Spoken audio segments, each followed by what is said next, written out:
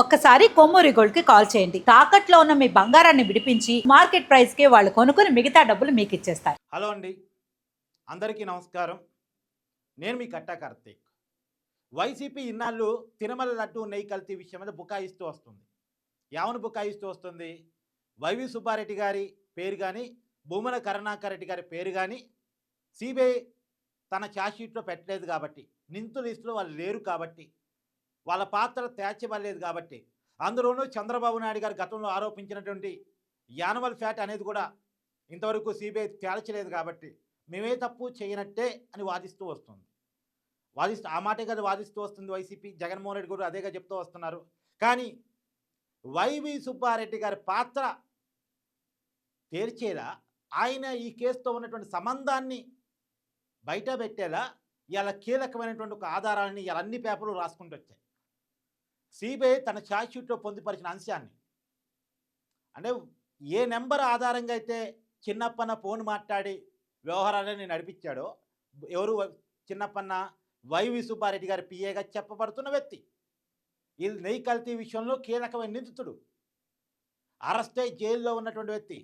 ఆయన ఏ నెంబర్ ఆధారంగా కథ నడిపించాడో ఆ నెంబర్ వైవి సుబ్బారెడ్డి గారి లెటర్ ప్యాడ్ మీద తన అఫీషియల్ నెంబర్గా ఉంది. టీటీడీ బోర్డు మాజీ చైర్మను, వైసీపీ రాజ్యసభ సభ్యులు తన లెటర్ ప్యాడ్ మీద వేసుకున్నటువంటి నెంబర్ అయితే ఉందో, ఇది నా నెంబరు, నా అఫీషియల్ నెంబరు అని వేసుకునే నెంబర్ ఏదైతే ఉందో ఆ నెంబర్తోనే ట్రాన్సాక్షన్స్, ఫోన్ కాల్స్, వ్యవహారాలు, డీలింగ్స్ మొత్తం జరిగాయట. ఇప్పుడు వైవి సుబ్బారెడ్డి గారు ఇంకా నాకు తెలియదని చెప్తారా? ఆయన మొబైల్ నెంబర్తోనే కథ నడిచింది. ఆ నెంబర్కు తనకి సంబంధం లేదని చెప్పడానికి కూడా లేదు. ఆయన లెటర్ ప్యాడ్ మీద అదే నెంబర్ ఉంది.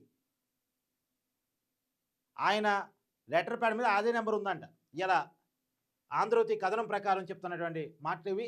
వాళ్ళు సిబిఐ ఛార్జ్షీట్లో పొందుపరిచిన అంశం ఆధారంగా వార్త రాసామని చెప్పేసి చెప్తూ చూడండి, చాలా క్లియర్గా.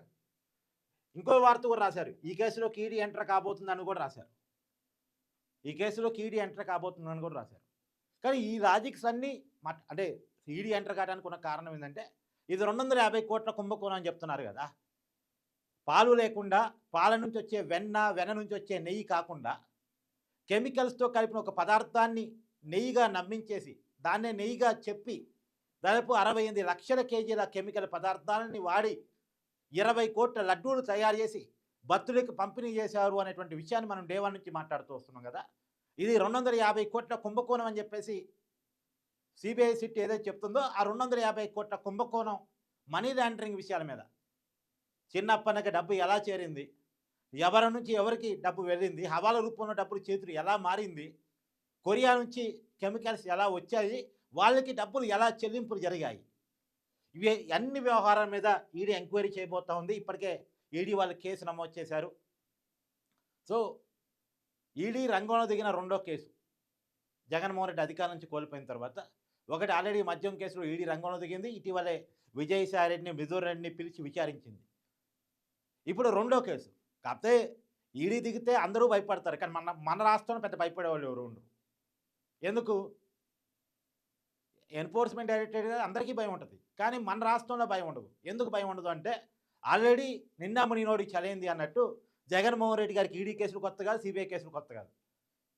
వాటి నుంచి తను ఎలా రక్షించుకోవాలో జగన్మోహన్ రెడ్డి గారికి తెలిసినంతగా ఎవ్వరికీ తెలియదు. కాబట్టి ఈడీ కేసులకి, సిబిఐ కేసులకి భయపడే రకం జగన్మోహన్ రెడ్డి గారు కాదు. ఆయన నిండా మునిగిన వ్యక్తి. నిండా మునిగిన తర్వాత ఇక చలే ఉంటుందిగా, పెట్టుకుని ఎన్ని కేసులు పెట్టుకుంటారు అనుకునే రకం. చేసిన పనిని బుకాయిస్తారు, దొరికిన పనిని కూడా బుకాయిస్తారు, అడ్డంగా దొరికిపోయి కూడా బుకాయిస్తారు. ఇప్పుడు ఏం చెప్తారు? ఇన్నాళ్ళు వైవి సుబ్బారెడ్డి గారి పాత్ర లేదు కదా అన్నారు. వైవి సుబ్బారెడ్డి గారి లెటర్ ప్యాడ్ మీద ఉన్న నెంబర్తోనే అంతా కథ నడిచిందంట. మరి ఇప్పుడేం చెప్తారు జగన్మోహన్ రెడ్డి గారు? కథ నడిచింది వైవి సుబ్బారెడ్డి గారు అఫీషియల్ లెటర్ ప్యాడ్ మీద ఉన్న నెంబర్తోనేనంట. ఇంకా వైవి సుబ్బారెడ్డి గారికి సంబంధం లేదని చెప్తారా? కాకపోతే దురదృష్టం ఏంటంటే, అసలు ఈ నెంబరు ఈ లాజిక్లు కాదండి. నేను డే 1 నుంచి ఒకటి అడుగుతున్నాను. ఇప్పుడు తిరుమల తిరుపతి దేవస్థానం నిబంధనలు మార్చి ఏఆర్ డైరీకి, బోలేబాబా డైరీకి టెండర్ చెప్పారు కదా. బ్లాక్ లిస్ట్లో ఉన్న కంపెనీకి టెండర్ చెప్పారు కదా. టీటీడీ నిబంధనలు మార్చే అవకాశం ఎవరికి ఉంటుంది? వైవి సుబ్బారెడ్డి పిఏకు ఉంటుందా? తిరుమల తిరుపతి దేవస్థానం అధికారులకు, ఉద్యోగులకు ఉంటుందా? ఎవరికి ఉంటుంది? పాలక మండలికి చైర్మన్‌గా ఉన్న వ్యక్తికి, పాలక మండలికి ఈవోకి, అదనపు ఈవోగా ఉన్న వ్యక్తులకు ఉంటుంది. అంతే కదా! వాళ్ళే కదా, వాళ్ళ చేతుల్లోనే కదా ఉండేది. చాలదా? చాలా తప్పు జరిగింది అని చెప్పిన తర్వాత సిట్టే చెప్తుంది తప్పు జరిగిందని. సిట్టే చెప్తుంది కెమికల్ పదార్థాలు కలిపారని. సిట్టే చెప్తుంది పాల సేకరణ లేని కెపాసిటీ లేని సంస్థకి టెండర్ అప్పజెప్పారని. మరి ఎవరు అప్పజెప్పుంటారు? పాల సేకరణ లేనోడికి టెండర్ ఎలా అప్పజెప్పారసలు? మినిమమ్ లాజిక్ కదా! పాలు లేకుండా వాడు నెయ్యి ఎలా ఇస్తాడని వీళ్ళు భావించారు. ఆ నిబంధన ఎందుకు మార్చి అప్పజెప్పారు? అంటే నువ్వు కల్తీ పంపు, నేను ఓకే చేస్తా.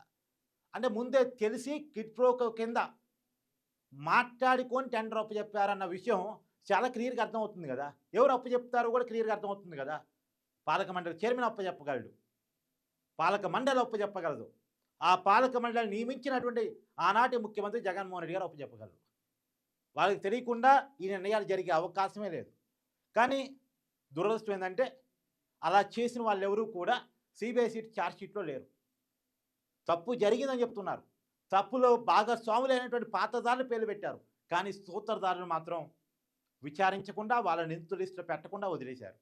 తప్పు ప్రజల ముందు చెప్తున్నప్పుడు ఆ తప్పుకి కారకులెవరో ప్రజలందరికీ అర్థమవుతున్నప్పుడు, వాళ్ళని వదిలేస్తున్నప్పుడు, వాళ్ళని వదిలేశారు కాబట్టి మేమే తప్పు చేయలేదు అని వాళ్ళు బుకాయిస్తున్నప్పుడు ఇంకేం చెప్పాలిగ? ఇంకేం చెప్పాలి? సో, అంటే వైసీపీ బుకాయింపుకి అవకాశాన్ని సిబిఐ ఇచ్చింది. సిబిఐ ఇచ్చింది. సో, అప్పన్న, సుబ్బన్న ఒకటే నంట. ఇయాల ఆంధ్రజ్యోతి పేపర్‌లో వార్త ఇది. అప్పన్న, సుబ్బన్న ఒకటే. ఆ! ఆయన నంబరే ఈయన వాడాడు. ఆయన చెప్తేనే ఈయన చేశాడు. హ్మ్. హ్మ్. అసలు ఆయన చెప్పకుండా ఈయన ఎట్ట చేస్తాడు? మినిమమ్ లాజిక్ కదా! ఆయన చెప్పకుండా ఈయన ఎందుకు చేస్తాడు? ఆ! ఒక పిఏ కథ నడిపించగలడా? ఒక పిఏ నకిలీ కల్తీ నెయ్యిని తిరుమల దేవస్థానంలో తీసుకురాగలిగే కెపాసిటీ ఉంటదా? ఒక పిఏకి ఉంటదా? ఒక పిఏ అంత చేయగలడా? ఇంత పెద్ద కథ నడపగలడా?